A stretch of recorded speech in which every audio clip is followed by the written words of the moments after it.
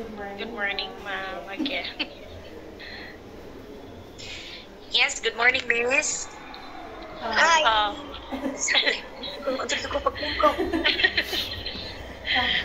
I'll be the one to interview you, ma'am, and I will ask you six questions about the English language testing and assessment. But before we start, let me introduce myself. I am Julianne Antipala, a second-year student from Cebu Normal University, taking up the Bachelor of Arts in English Language. So, do you want to introduce yourself, ma'am, or Sige, I will. Okay. So, yeah, is it fine, by the way, if I'll just gonna turn off my channel? sure, ma'am, sure. Okay. And my apologies if my kids would sometimes intervene us. Hi. Palagon sa ako kadyot, kadali lang jud. Dahil nagpulpar ka tayo. Ano ikaw isa? Ang puta ni Dilo tayo.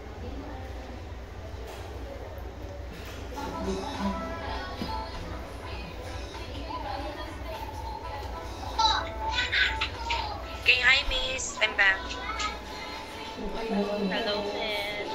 So, yeah, my name is Naka-record siya dahil. Guillermo Jokno. Oo.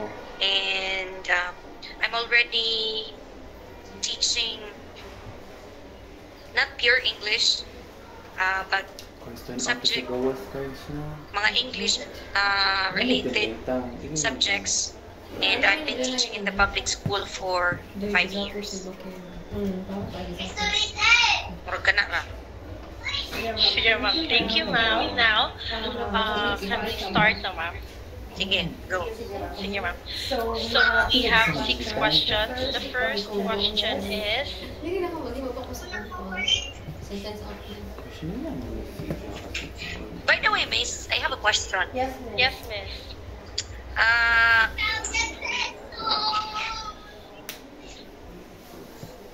these questions that Doreen have sent to me yesterday, these are all the questions that you are going to ask me today. Like, no follow-up questions yun. Wala ra. Wala ra, ma'am. Ah, okay. Structured din Kayo, ito. di mo ka-aris yes, baka Yes, ako ma'am. nangatag ni mo. Sige, go. Sige. Thank you, ma'am. So, So the first question is, what what instructional or learning resources do you employ in your English language or language learning classroom to guarantee that students reach their maximum learning potential and enhance their English language competence when you administer English testing and assessment? Thank you for the question. Before I answer that question, let me tell you one thing first. The subjects that I have been teaching is not purely English. I only taught English for the first 2 years of my teaching in public school. And the rest of the years, I have been teaching media and information literacy, practical research, one. Yeah, so most likely it's not pure English, and I could say that English is just used as a medium of language and teaching, because research is not really solely inclined to English. I believe it's more of science and math. It's just that English is the language used in teaching the subject. Paalam ko alas 2. No? So, with the question, instructional or learning resources do I use in making sure that my language competence administrators testing.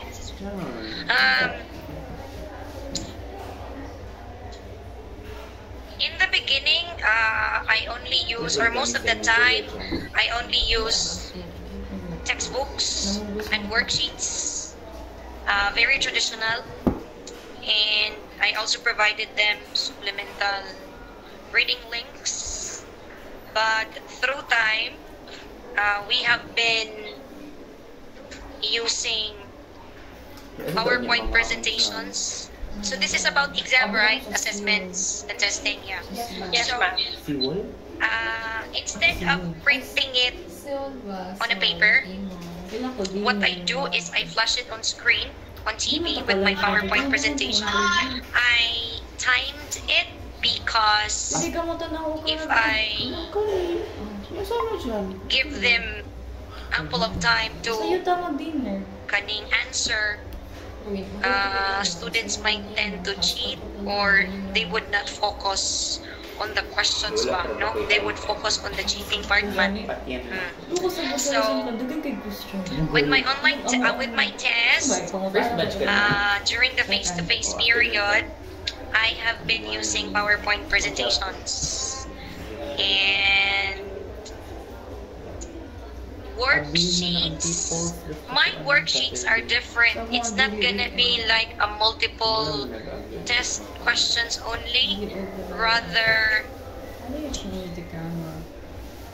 it's a worksheet that requires an enormous amount of reading.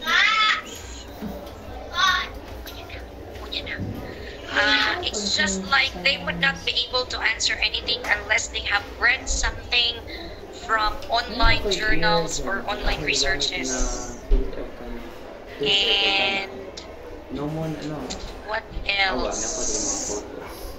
I also use what you call it?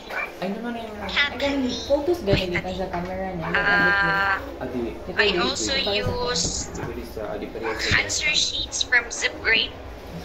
So sometimes if I use the worksheets, I cannot bump pen and paper test the multiple choice by die. Or I will print a separate answer sheet where the students get to see the letter of their answer, and I don't let them check. I let an app check it for ourselves. And multiple choice test, worksheets, textbooks, worksheets, PowerPoints, and lately, just a year ago and this year, because we are transitioning into modular learning because of the heat and index, I have been using online test using Google Form. And the type of questions are like multiple choice test and essay. So those are the learning resources or instructional resources that I have been using in teaching the English related subjects. Academic year, hindi mo kasi mag-party. That's all, miss.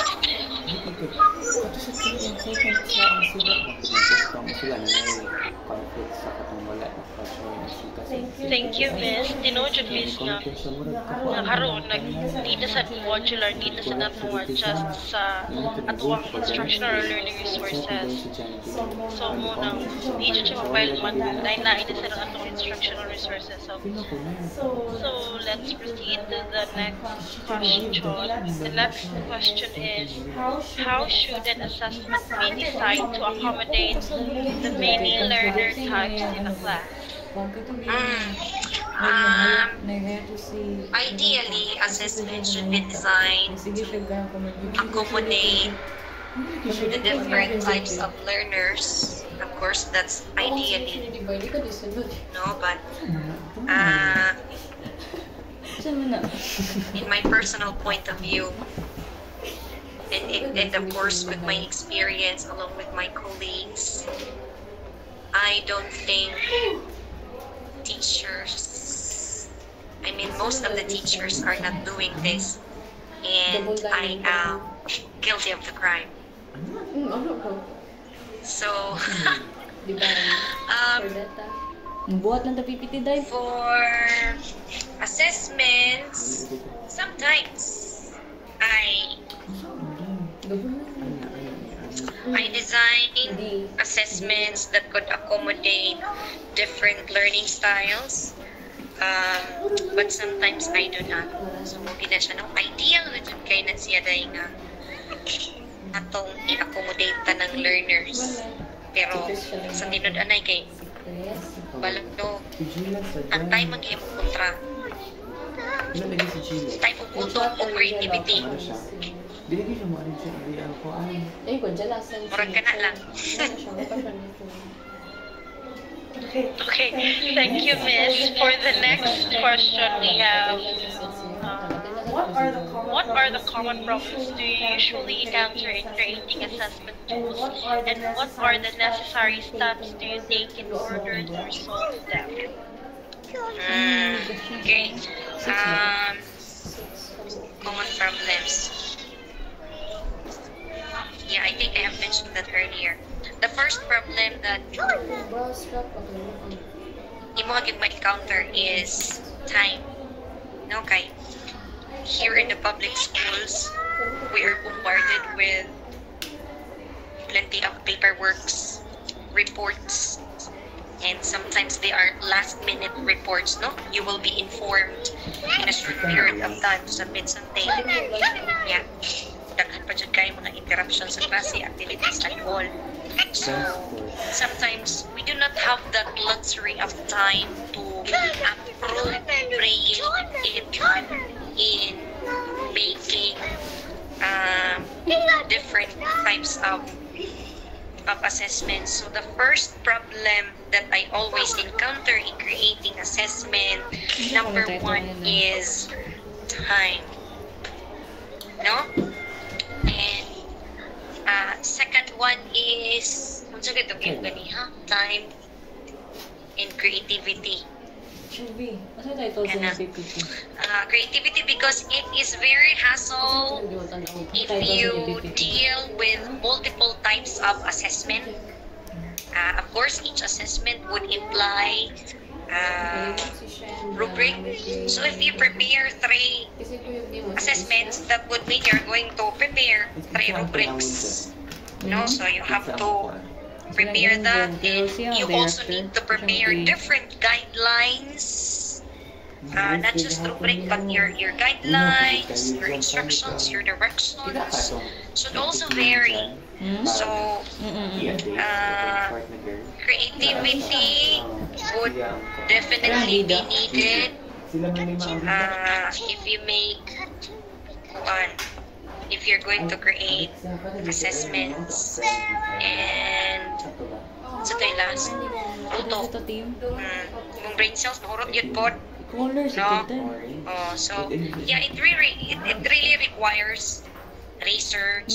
No? And it also requires collaboration with other colleagues as to how they assess this type of tawag ka ng competency. Mauna siya yung mga problema. And how do I, sige na, what steps do I take in order to resolve them? Kuan lang yun. So when I dance with the rain, if my problem is time, it's like if I don't have the luxury of time to make multiple assessments or different kinds of assessment, to be honest, I don't put much time to it if I don't have much time, no? So, kung unsa na lay importante nga mo gi competency, mo yung skill nga dapat ma-develop based from the competency, mao na lang gyud akong ipabuhat, no? But if I have luxury of time, I do appropriate time po in making multiple or different types of assessment to answer the different learning styles of students. And sa paman, in terms of creativity, kuan lang yun. I research, and look for videos, and sometimes I also find, I also create my own strategy, no, to push it through to ensure nga ang akong assessment kay hindi nani ang dagway, no, para manindot siya. Manindot po ng experience ang bata. Ini mag-answer siya sa assessment. Inana lang dahil. Magkana naman. Dahil Jupian.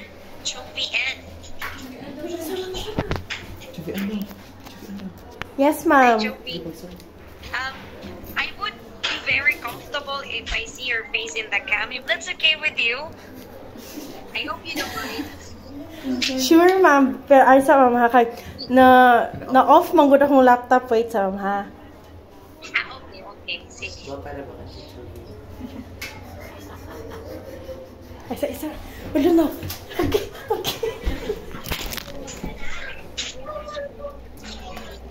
Wala po ko ba? Miss Sophie.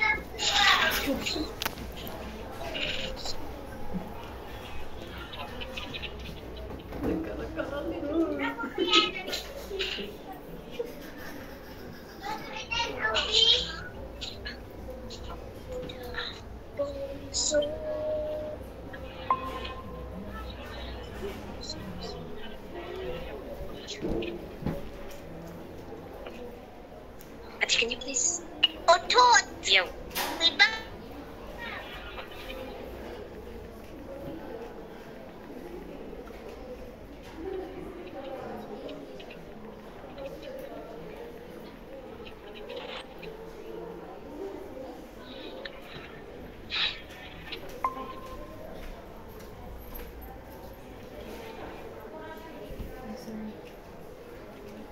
I'm sorry for the inconvenience. So, let me share the Canva once again.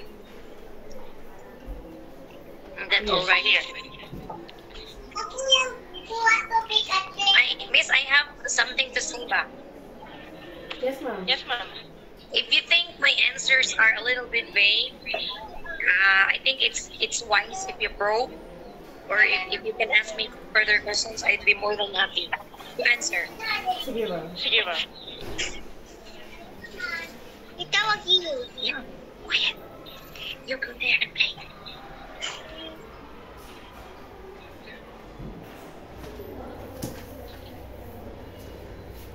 Christian. Nandiyan na daw. Nandiyan na.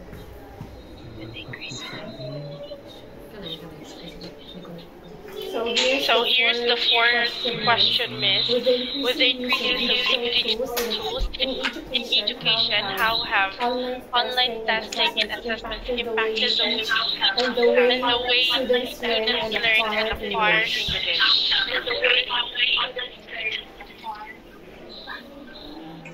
Ano ko sir ko?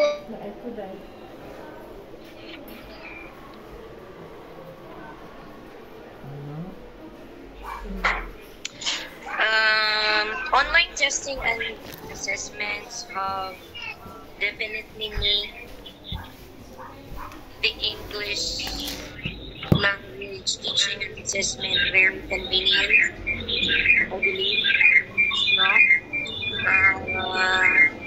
Let's see if I can provide online exams. I can easily sort out their scores. I can easily Si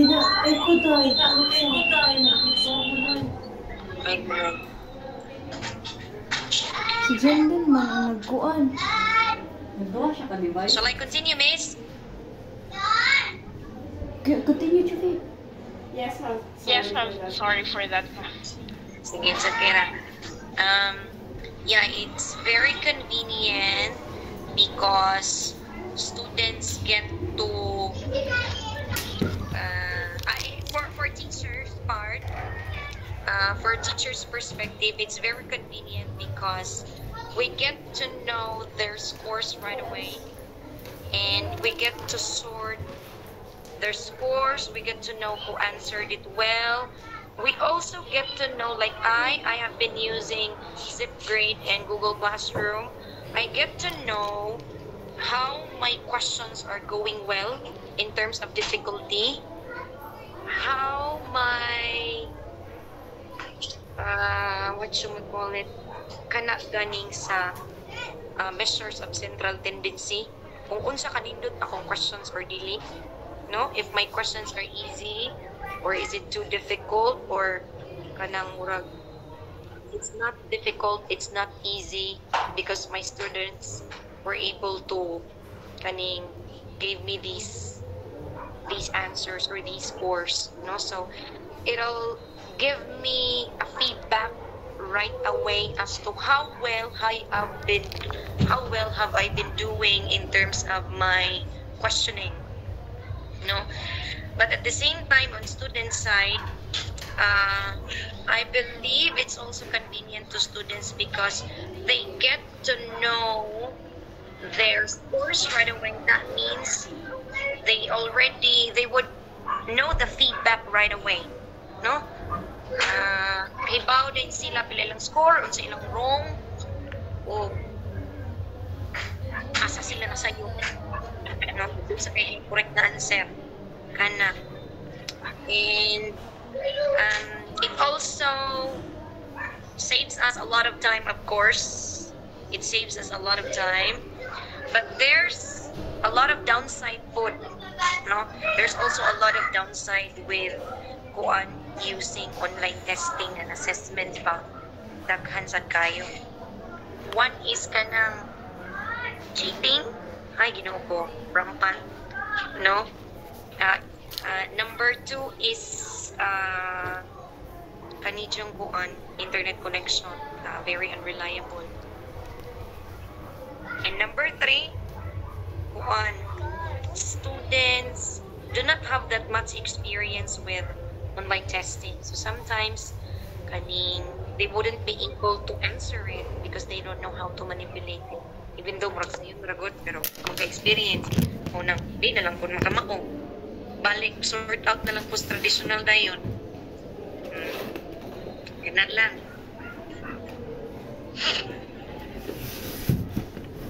That's all. Thanks. Yes.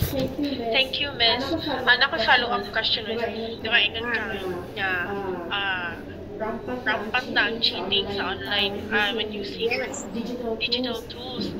Yun sa mali mo pag-prevent nga di sila mag-cheat sa online testing and assessment.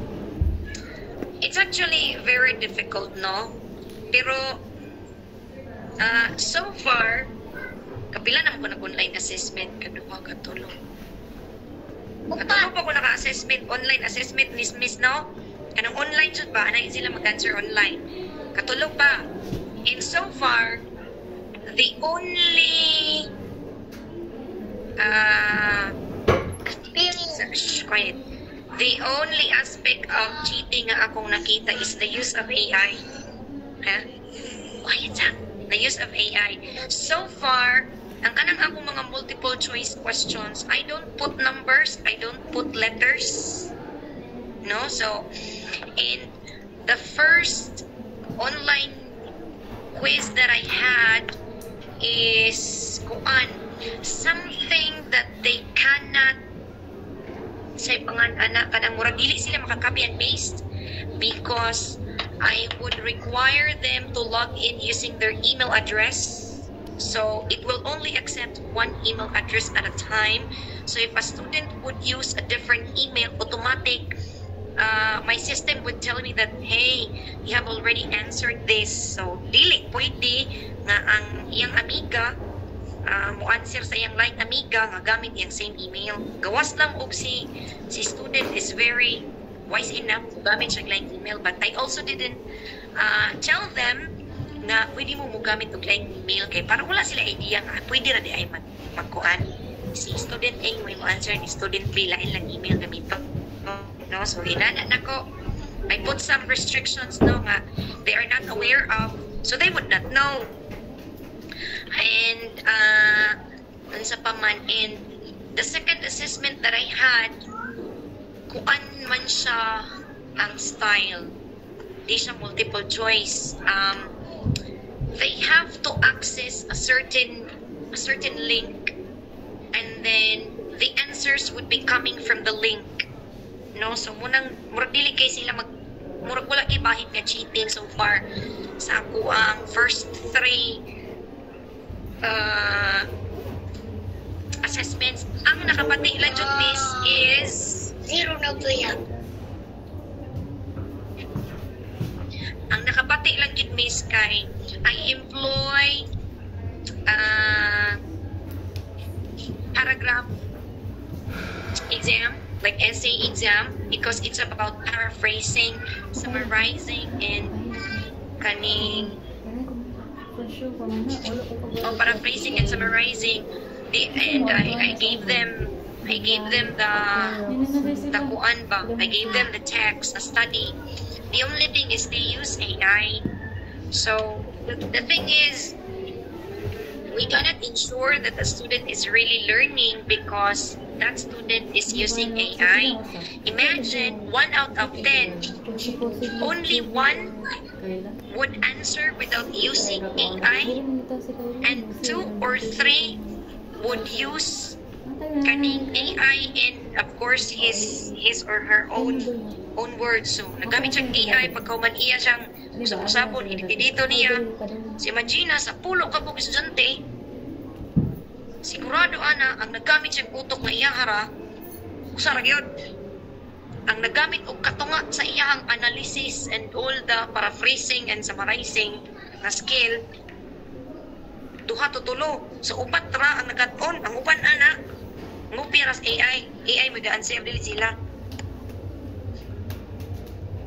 So mao na siya miss, manang wala manggod sa DepEd manggod. There is really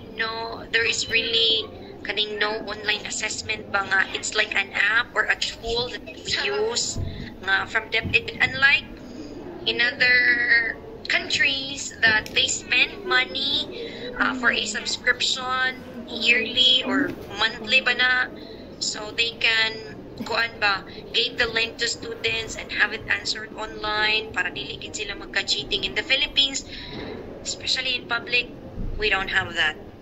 I'm not sure with sa inyo if you do.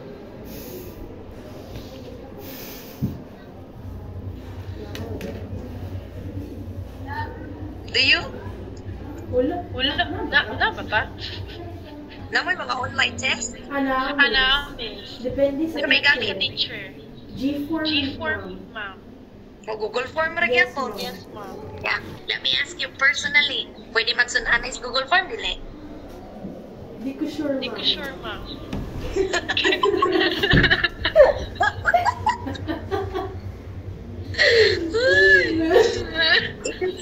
If it's a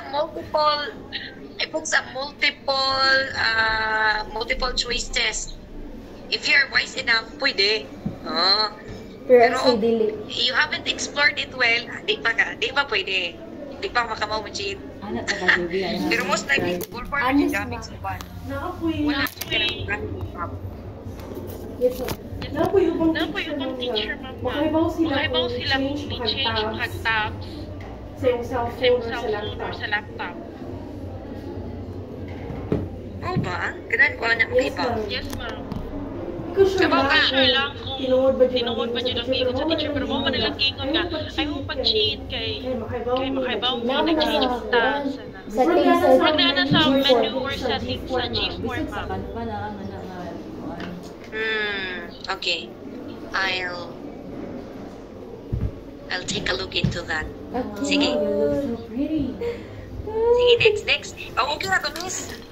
Yes, ma'am. Yes, ma'am. I think Jandel has something to say. Yes, ma'am. Okay. Jandel. Hello, ma'am. Good morning. I'm just only here to observe, but since the topic is very interesting, allow me to share lang sa my experience with G-forms.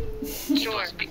Way back senior high school, ma'am, yeah, it was a cheating issue gid in our school, and I think the sanctions ato kay wala gid sila ka-graduate bisan ilang average kay nakaabot kay wala gid sila naka-graduate with honors.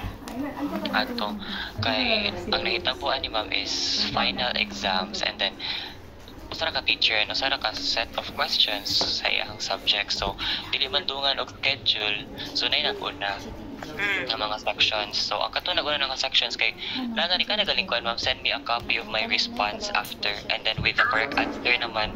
So, murag na leakage sa correct answer. Of course. So, mauto ni, ang kato siya nga, like katong mga first nga naka-answer ni send sa laing section nga o sa answer, correct answers. Ang nahitabo kay makita mo din na sa G-forms, miss, if like unsa nga time ni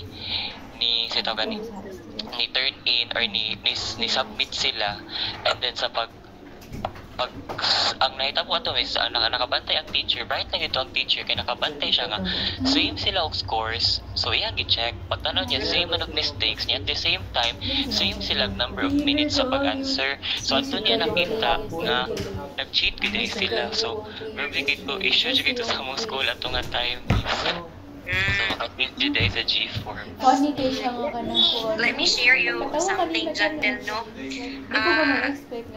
I am not sure if that teacher is very much techy in terms of, very much knowledgeable in terms of Google Form, because there is actually a way that a student would not be able to see his or her score right away, no? After he or she have submitted her answers or his answers.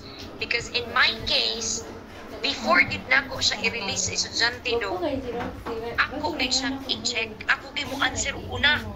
Unsaon siya nga mo gini mahitabo, kay mo gini mahitabo, no? Mag-cheating man yun.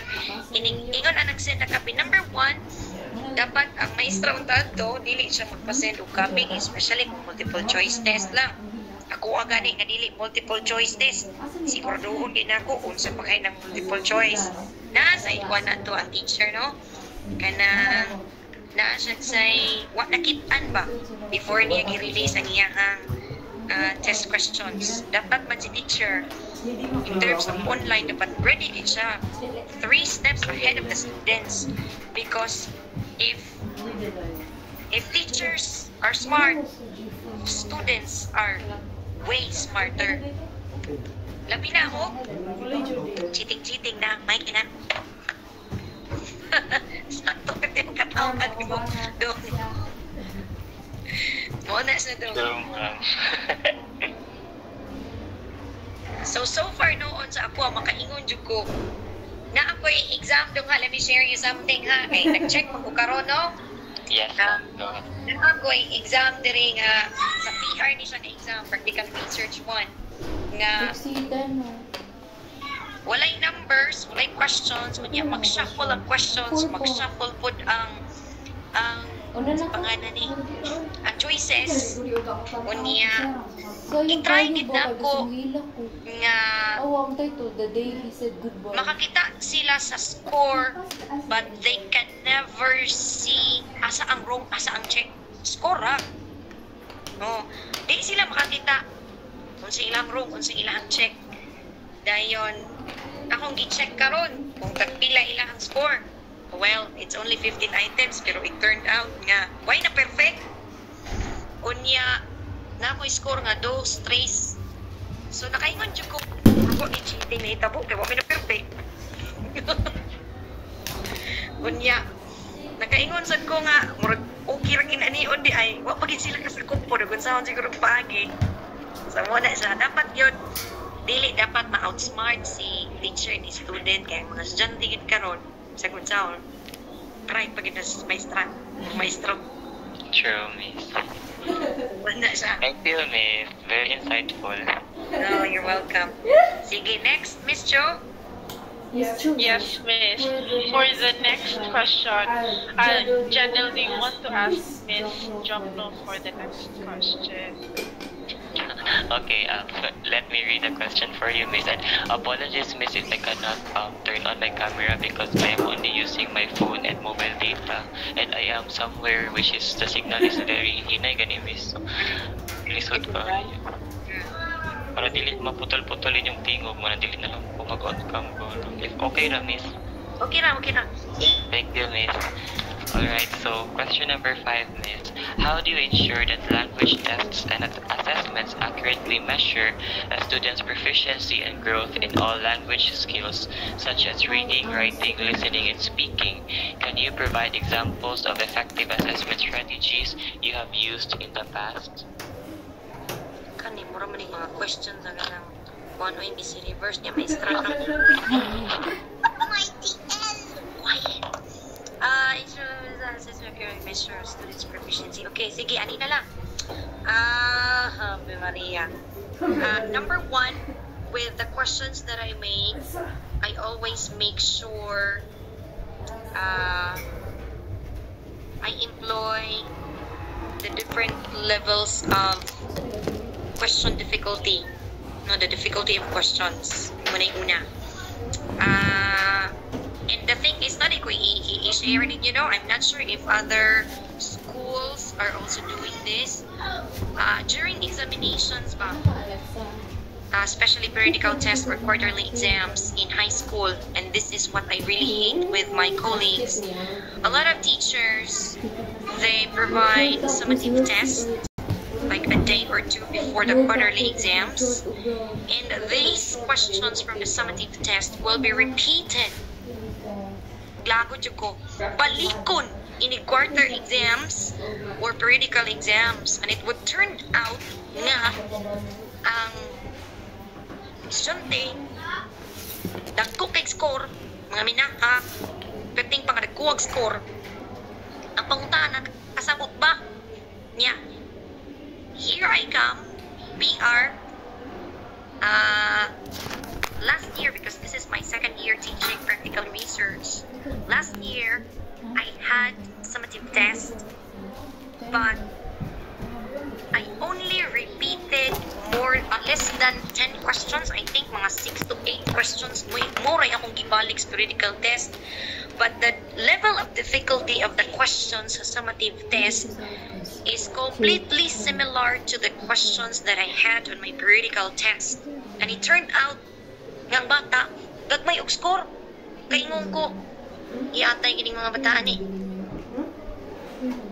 kana nga paihar yung difficulty, pero susino ko ang answer perting panga ang mga score perting pangagagmaya kunya inikting graduhay natural ang maestrang dako kay score sa iyahang panganan ni yan periodical test dako siya grado. Ang ako nga perting gagmaya score gagmay og grado nya kay ang gagmay og scores kay himuon magremedial nya so may tinutakaton ato Miss Chob and Mr. Jantel ang katong dagko o niya gibalik or kini perting gagmaya magremedial pang maestra sus mura mahinuog ipanisan okay kay magtinarong ikaw may panisan pagkapahita no so mugid na siya nahitabo sa reality ba. And so what I do with my assessments, kay this is not just about kaning kuan man no kana quarterly assessments ba. Quiet kuya. So what I do is with my assessments, let's say multiple choice and kaning mga essay questions, ang ako na lang yun is I always change the level of difficulty. Kung ang bata ingon ani yun ka kahinay ang pangutana, instead nga pasulaton ako title plus pasulaton o general problem plus specific problem, tagtangan ko na lang title o general problem, specific problem na lang ipasulat niya. Ito sa bata nga fast learner, kompleto ho na ko no ipainana. And that's for writing. For speaking, of course we had a title hearing, and I am not sure yet with our design hearing. I'm not sure. I believe we won't be able to do it because we had the modular buy-in. It's too difficult to employ design hearing kay murag na short gid mi sa time, malanganin gid mi niya. Chapter 3 pa mi sa PR1 man, no? So quiet kuya. So basically, as teachers, no, we really have to make sure that they are able to develop the different five naman siya, 5 macro skills with the different language tests and assessments that we use inside the classroom to the best of our ability. No, so examples of effective assessment strategies yun kana yung performance based, like the title hearing, and at the same time performance based ka nang mag-write gid ang bata. Unya, I realize when you let the students write individually, di gid ka kaya ang bata. Even if you do it by pair, sa fast learners makakaya ang by pair, pero sa slow learners di makakaya gyud ang slow learners. Kung imo pong i-by group nga kanang performance based nga writing, lima pod kay magsalig po ng uban. No, so mao na siya. Performance based yung pinaka the best. So mao na siya. Alright, miss. You might Thank you so wanna much. That was a very nice answer, but miss. So we'll proceed to the next question. Or na kay takeaways, Juvie. Walang kay nakuhaan ko. Wait, ako takeaway, miss. Kay nice with kayong discussion. Naganahan ko mo input. Kaya tinuod dito na miss ka nung i-repeat ang questions sa matin, i-repeat ini ka quarter or ka ng periodical exam. Napunta sa college, miss, actually. Nagtatawa si Juvie. Let me share na lang our experience. Okay na ka, Juvie, share ko. Kaya na may subject na kanang gitawag o ay course na Technology for Teaching and Learning, and since kung ano siya, actually, miss, mura siya kanang identification ka ng mga terms ba, terminologies, like what do you call this, what do you call na. So, mura bitog ang memorization na mong kuan way para ma-answer na mo, and then ang question pag kay gi-ask na sa mga quizzes, sa mga summative or review test, and then most sa finals or midterms. So ending, perfect gid ang mga kuan, mga tao. Pag-abot sa kaning nami course na Instructional Material Development and Assessment, situational ang exam. So nagakos na mga 28 over 50. Ano nagkikita ang real color? Lagi. Tumuto siya, miss. Wala na akong take away sa imong giingon nga napod may similar experience ba, and as teachers pud no kay murag lisod na gid sa inyo ang trabaho kay katong ikaw pa ang more remedial sa mga nahagbong, which is ikaw man taong nagtarong sa iyong trabaho niya katong mga uban maestra nga nagtinapol kay niya the question nakaton ba gid ang bata wala. So hard reality gid siya, miss. Muna na kong take away. Thank you kayo, miss. So let's proceed to the next question kay chika na kayo. So next, what advice would you give to new language teachers in crafting and choosing tools for language testing and assessment? What that would yield impartial results? Yeah, ano siya? Sige, Advice. ideally, to begin with, do you plan to teach? Ako personally, yes, miss. I would really love to teach. What about you, Joey? 50-50. 50-50, miss. Okay, sige, anyway. Language teachers in crafting and choosing tools. This is very ideal, but this is what I hope for the Philippines good. For the new breed of teachers, and for the Philippines, gid ba, no? I would love to tell the new breed of teachers and to the Philippines ba nga, hopefully, kuan unta, if the new breed of teachers would be able to craft or make an application ba, an offline application where teachers could use it for assessment. So even if a child or a student may not have that internet connection, that student could still access the exam and take the exam, but the teacher could access the scores, could get the scores kana bang offline application nga maka-answer ang bata sa internet niya, maka-access si maestra such a way nga kung access na siguro siya online, makuha niya kay ganahan jud ko nga ang bata, the student would learn by himself without the help of AI, without the help of someone else, like from cheating. Hagit ba gikan gid niya, no, nga makat-on gid siya, and kana lang siguro. And for the new breed of teachers, brace yourselves with the reality gid niya, mo gid siya mahitabo, and the worst is yet to come gid pud baya, takahibaw kasi mo samot pa ni kabati, no. Maglibog na lang pud ko kay dalan ako sa chika, no? Maglibog na lang po ko kay na may mga estudyante na nidaghan this Mantalong National High School nga pag-graduate, okay, masad noon kayo with honors, with high honors, with highest honors. Yung pag-graduate college, nag-rank, nag-top man po, no? Nya, graduate cum laude, summa cum laude, nya, ini man lagi og international assessment lowest man tao Bilibog dito sa mulugaan Siguro the problem here is not just in the feedback, no, but the problem here it's from the beginning until the end of the kaning studying period of a student or of a child sa Philippine setting na gid siya.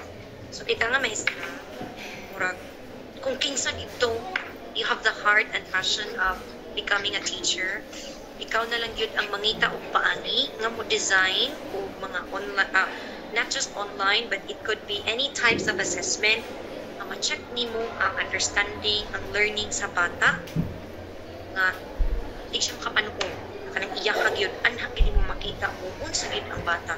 Bahala na lang ikaw na lang naghimo ana ug ang uban wala, basta kay ikaw o kay tulubagon sa langit. Muna siya. Dalang hugot niya akong answer. Yeah, thank you so much, Miss. Ma-feel dyan mo ang hugot as a teacher. So, muna ba na tanan joke for na pala? Murag mauna ni. Oh, okay. So, muna to siya, Miss. Our last question. So, yeah, insights. Ano na insights? Pero bito, ay dili magod ka insightful dito bito kang ingon ni Miss. Wala makadraw kong insights sa akong mind. Kaya, yeah, someone who aspires to become a teacher put someday. Ay, yeah. Muna siya, Miss. Lisod dyan ay, no? Pero, pila ka passionate dito mga teachers. Kay, musukol gihapon sila bisag not well compensated. Hago pa kaayo niya. It requires a lot of brain cells jud bitaw para mo craft og kana design og imong own na test questions, assessments para kuan gid ma-assess jud ang learning sa bata niya. If like you aspire to be truthful jud bitaw kay lisod jud kaayo siya. Kay the reality mga students kay inay kaayo. So I think that would be all, Miss Samu. Thank you so much for that time, Miss. Thank you, Miss. Pwede mo request na mag-on ka, Miss, for the photo op, for the documentation. Sure niya, pati ba kayo mo background? Okay ra. Okay ra, Miss. Yes, okay ra kaayo. Diyan maka-on ka dyan, Miss. With the kids. Hi. Quiet. Maka-on ka dyan, Joseph. Pwede lang. Kailangan ko. Awate, umungkos. Dili jud kaya jud. Sige, mama. Iwas sama. 1, 2, 3. It's fine. What is that happening? Okay, thank you, Miss. Thank you. You're welcome. Thank you. Miss Love, okay na conversation. Kunya, wala pa siya. Pwede na ako next week. Sure. No problem. Sige, Kami ni Miss Ana. Okay. Thank you, Thank you, Miss. Miss. Thank you Thank you for for Thank you, Miss. Thank you.